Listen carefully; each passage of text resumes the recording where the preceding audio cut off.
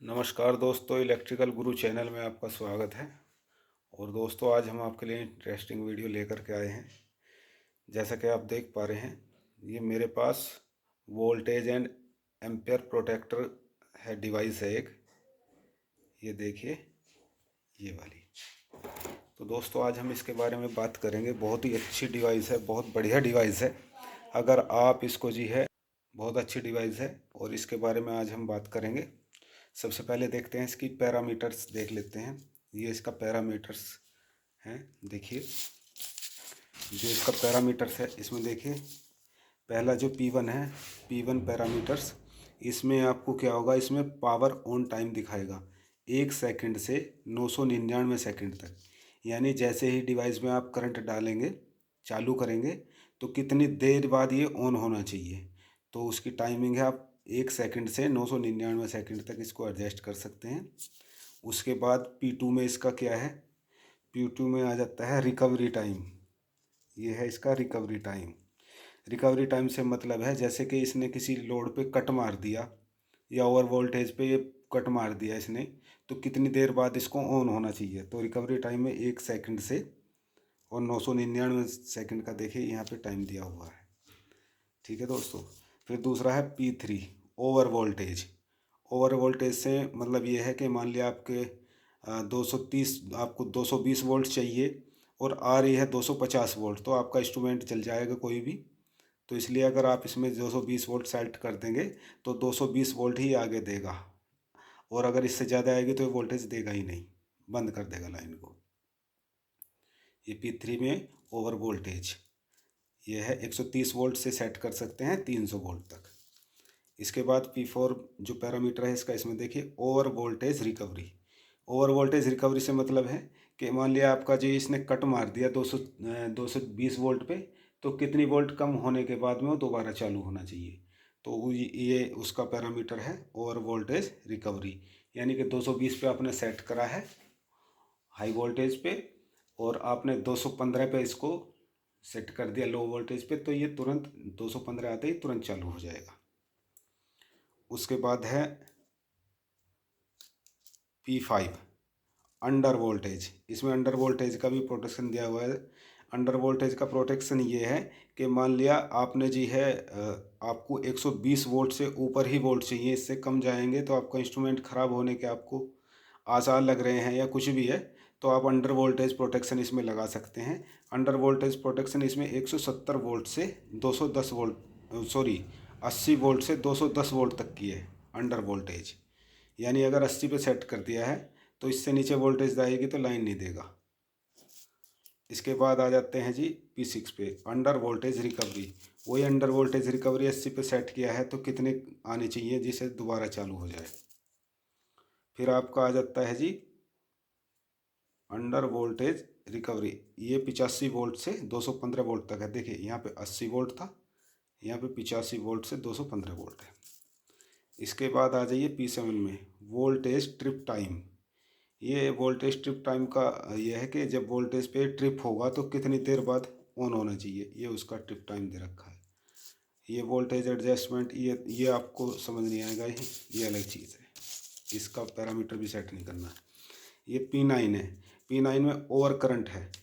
Over current से मतलब है कि ये 1 एम्पेयर से 63 एम्पेयर तक का है डिवाइस है। मान लिया आपने इसको किसी ऐसी जगह लगाना है, किसी को आपने मीटर से कनेक्शन दे दिया है और उसको 1 किलोवाट का ही कनेक्शन आपने दिया है कि 1 किलोवाट ही चले, इससे ऊपर ना चले, तो उसके अकॉर्डिंग आप एम्पेयर सेट कर दीजिए। जैसे 4.5 एम्पेयर का 1 किलोवाट चलता है, तो आप 4.5 एम्पेयर सेट कर दीजिए।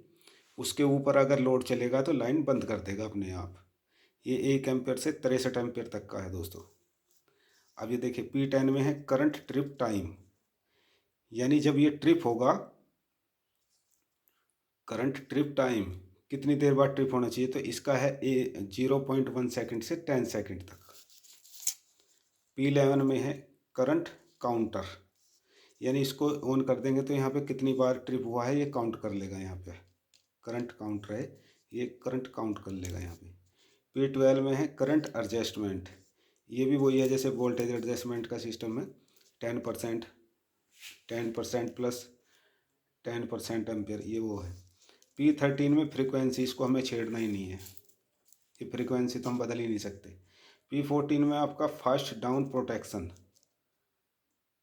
फास्ट पावर डाउन प्रोटेक्शन, यहाँ पे पावर डाउन प्रोटेक्शन देता है कि अगर कोई दिक्कत हुई है तो तुरंत ऑफ होना चाहिए, ये तो उसका ये ऑन कर रखा है। अगर ऑफ कर देंगे तो फास्ट में बंद नहीं होगा, तो यहाँ पे ऑन करना पड़ेगा।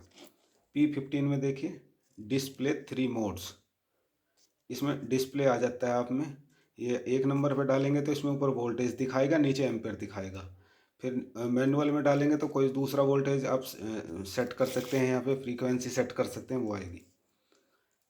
P16 में ऑटोमेटिक रीसेट, यानी जब ये लाइन बंद करेगा तो क्या लाइन अपने आप चल जानी चाहिए कि नहीं, तो ये उसको अगर आप यहाँ पे ऑन कर दोगे तो जितनी सेकंड का आपने टाइम इसमें भर रखा है उतनी सेकंड बाद ये दोबारा अपने आप ऑन हो जाएगा।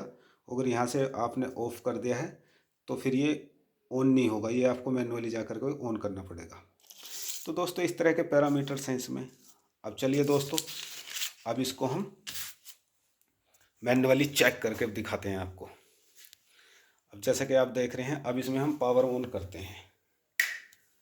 ये देखिए पावर ऑन हो गई। अब इसमें ये देखिए मैंने 10 सेकंड का इसमें टाइमर लगा रखा है, 10 सेकंड बाद ये ऑन होगा। ये देखिए 10 सेकंड हो गई और ये बल्ब हमारा जल गया है। ठीक है दोस्तों, और वोल्टेज आ रहा है 211। अब हम इसको बढ़ाते हैं। ये देखिए इसने ट्रिप कर दिया क्योंकि वोल्टेज आ गई है 252। मैं एक बार टॉर्च बंद करता हूँ। ये देखिए वोल्टेज आ गई है 252 और इसने इसको ट्रिप कर दिया है। वो ट्रिप क्यों किया है? क्योंकि हमने वोल्टेज प्रोटेक्शन इसमें लगा रखा है 245 वोल्ट का। अभी मैं आपको दिखाता हूँ ओवर वोल्टेज P3। देखिए इसको सेट को दबाए रखेंगे, ये सेट आ गया P1 P2 P3। देखिए 245 वोल्ट हमने ओवर वोल्टेज इसमें लगा रखा है और 250 आ रही हैं, तो इसने जो है ट्रिप कर दिया। अब हम इसको बढ़ाते हैं। देखिए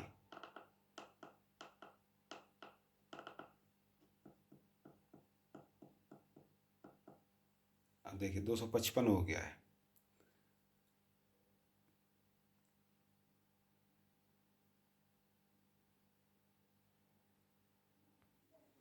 देखिए दोस्तों थोड़ा सा मिस्टेक हो गया था। अब देखिए इसमें 256 वोल्ट आ रहे हैं। तो जो ये पैरामीटर है हमारा P3 over voltage, over voltage जो पैरामीटर है 270 वोल्ट, ये है 130 वोल्ट से 300 वोल्ट तक का। और इसमें देखिए पैरामीटर यहाँ इसको दबा के रखेंगे और ये P1 आ गया, P2 और P3 में देखिए 260 वोल्ट अगर आएंगे तो ये ट्रिप कर जाएगा। कैसे? अभी देखिए, ये देखिए हमने वोल्टेज बढ़ा दी है और ये वोल्टेज हो गए 282। ठीक है दोस्तों, 282 वोल्टेज पे ये बल्ब हमारा बंद हो गया और ये भी बंद हो गया। अब हम इसकी वोल्टेज डाउन कर देते हैं।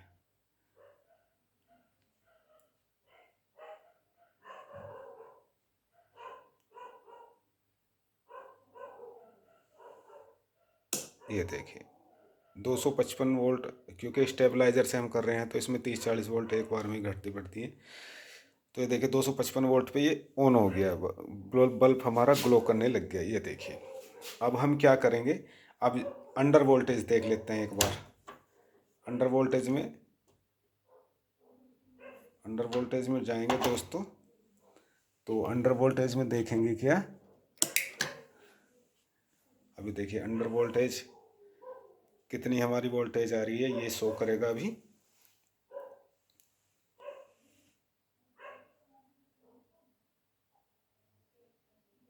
देखिए 112 वोल्ट ये दे रहा है। अब हम इसको बढ़ाएंगे,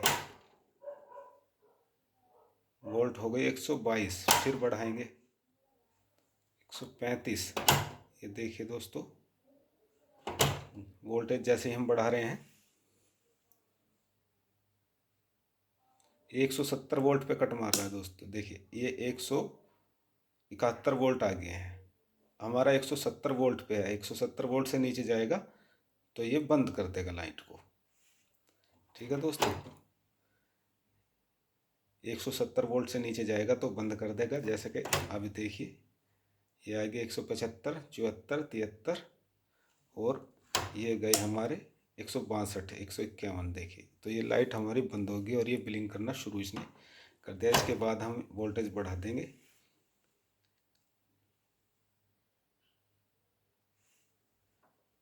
वोल्टेज बढ़ाएंगे।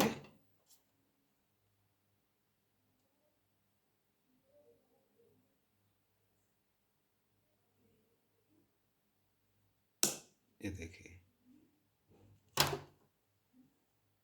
ये देखिए 174, 75 तक चल रहा है। 170 से नीचे जाते ही ये बंद कर देगा लाइट को। ठीक है दोस्तों, ये तो ये पैरामीटर होगी। और दूसरा एक पैरामीटर में और आपको इसमें जो मेन पैरामीटर है वो है P9। P9 में क्या है कि यहाँ पे सेट दबाइए, एक बार दबा के रखिए 3 सेकंड तक, ये आ गया। अब इसको फिर प्रेस करते जाइए, P9 लेके आइए। ये P9, ये आ गया P9। ये देखिए P9 में क्या है, 1 एम्पेयर से 63 एम्पेयर तक आप सेट कर सकते हैं। हमने इसमें 1 एम्पेयर अभी डाला हुआ है, तो 1 एम्पेयर अभी हमारा चल रहा है। और देखिए बल्ब हमारा जल रहा है। अब क्या करेंगे दोस्तों हम इसमें, अब दोस्तों देखिए ये मेरे पास हीटर है और ये इसकी वायर है। तो अब हम क्या करेंगे दोस्तों, हीटर की वायर एक बार लगाते हैं और तब देखते हैं कि इसमें क्या एक्शन होता है दोस्तों।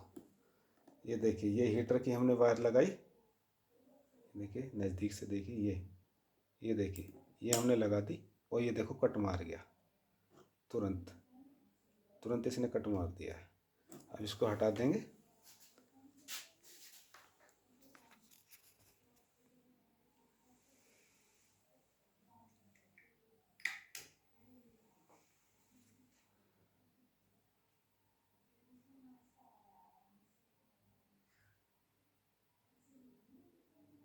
ये देखिए ये चालू हो गया।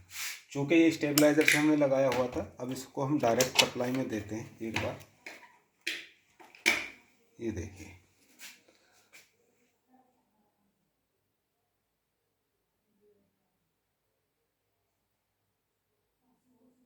ये देखिए दोस्तों ये चल गया हमारा। और यहाँ पे ये 0.3 एम्पेयर ले रहा है। अगर हम इसको P9 पैरामीटर में जाएंगे, दबा के रखेंगे 3 सेकंड, फिर P9 में जाएंगे, जैसा कि देख रही है 1 एम्पेयर आ रहा है। अब इसको हम डाउन करते हैं, अगर 1 एम्पेयर से डाउन नहीं हो रहा है दोस्तों, मैक्सिमम मिनिमम 1 एम्पेयर आपको लेना पड़ेगा। तो अब देखिए दोस्तों, अब मैं इसमें हीटर की वायर लगाता हूँ। देखिए 2000 वाट का हीटर है। देखिए ये 0.3 एम्पेयर आ रहा है। अब देखिए ये लगा हीटर और ये देखिए कट मार दिया। अब देखो टाइमिंग चलनी पड़ी है। अब 10 सेकंड कम होते ही, 0 होते ही फिर दोबारा चलेगा और फिर कट मार देगा दोस्तों। ये देखिए, ये देखिए ये फिर मार दिया कट। एक बार फिर देखिए टाइमर चल रहा है और देखिए हीटर लगा हुआ है। और ये जैसे ही ऑन होगा फिर कट मार देगा। ये देखिए, क्योंकि हमने जो इसमें एम्पेयर डाला हुआ है वो 1 एम्पेयर डाला हुआ है दोस्तों। अगर हम एम्पेयर की कैपेसिटी बढ़ा देंगे, एम्पेयर बढ़ा देंगे, तो हीटर भी इस पर चल जाएगा। ये देखिए ये चालू हो गया। तो दोस्तों बहुत अच्छी डिवाइस है और प्राइस भी कोई ज़्यादा नहीं है। 1500 के आसपास का ये डिवाइस है। तो दोस्तों वीडियो अच्छी लगी हो तो लाइक कीजिएगा, शेयर कीजिएगा और कमेंट कीजिएगा दोस्तों। ऐसी भी मज़ेदार वीडियो फिर दोबारा लेकर हम आपके सामने फिर हाजिर होंगे। तब तक के लिए जय हिंद, जय भारत।